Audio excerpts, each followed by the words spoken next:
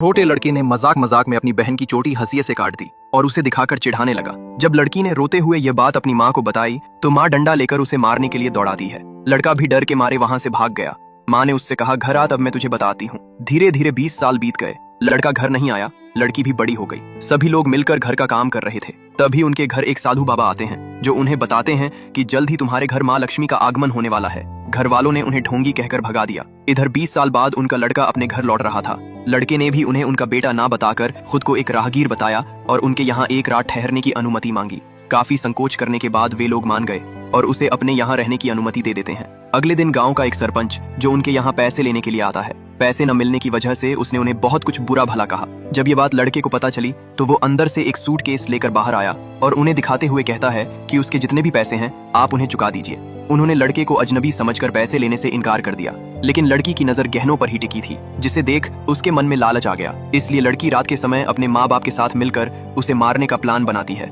पिछले पार्ट में हमने देखा कि जैसे ही लड़के ने अपना पैसों और गहनों से भरा सूटकेस खोला तो उसे देख बहन और माँ बाप की आंखें उसी पर ही टिकी रह गईं। लड़के ने उनसे सरपंच का लिया हुआ पैसा चुकाने को कहा। गरीबी कितनी भी थी, लेकिन माँ ने लड़के को अजनबी समझकर पैसा लेने से इनकार कर दिया। इधर बहन की आंखें उन गहनों पर ही टिकी थीं। उसके मन में लालच आ गया और वह उनके ख्वाब देखने लगी कि तभी लड़की और लड़के के ऊपर एक छिपकली गिर गई। माँ ने अपशगुन कहकर दोनों से नहाने को कहा। रात के समय लड़के ने अपनी माँ से मटन खाने की मांग की। पैसे ना होने की वजह से माता पिता ने उसे मना कर दिया, लेकिन लड़के ने उन्हें मटन और सामान लाने के पैसे दिए। पिता अपनी पत्नी और बेटी से तैयारी करने को बोलकर सामान लेने चला गया। इधर लड़की अभी भी उन्हीं ख्यालों में खोई हुई थी। उसे याद आया कि कल ही एक बाबा ने उनसे कहा था कि जल्द ही तुम्हारे घर लक्ष्मी का आगमन होने वाला है। इसलिए लड़की अपनी माँ से कहकर उस लड़के को मारने का प्लान बनाती है। पिता ने भी उनकी बात सुन ली और उनका साथ देने को मान गए। उन्होंने लड़के के खाने में जहर मिलाकर उसे मारने का प्लान बनाया, जिसके बाद पिता जहर लेने बाजार चला गया। इधर माँ बेटी उनके आने का इंतजार कर रही थी। काफी लेट होने की वजह से माँ जंगल गई,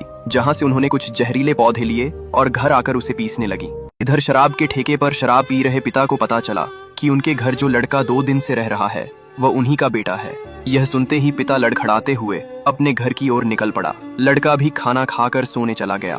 जब लड़की उसके पास गई तो उसने देखा कि वह अभी भी जिंदा है, तो वह गुस्से से अपनी माँ को डांटने लगी कि तुमने उसके खाने में जहर क्यों नहीं मिलाया। इसलिए लड़की खुद ही एक चाकू से उसे मार देती है। पिता भी किसी तरह घर आया तो उसने देखा कि अब तो उसका लड़का मर चुका था। वह फूट फूट कर रोने लगा। उसने बताया कि यह अपना ही बेटा है। रोने की आवाज सुनकर गड्ढा खोद रही लड़की भी अंदर आई। जब उन्होंने लड़के की डायरी देखी तो उन्हें भी यकीन हो गया कि यही उनका बेटा है, जो बचपन में अपनी बहन को चिढ़ाया करता था और माँ के डर से भाग गया था। पूरा परिवार खुद को दोषी मानने लगा, इसलिए माँ जंगल से लाए जहर को खाने में मिलाकर खाने लगी। यह देख पिता और बेटी भी उसे खाने लगे, जिसके बाद उन्होंने भी अपने लड़के के साथ अपनी जान दे दी।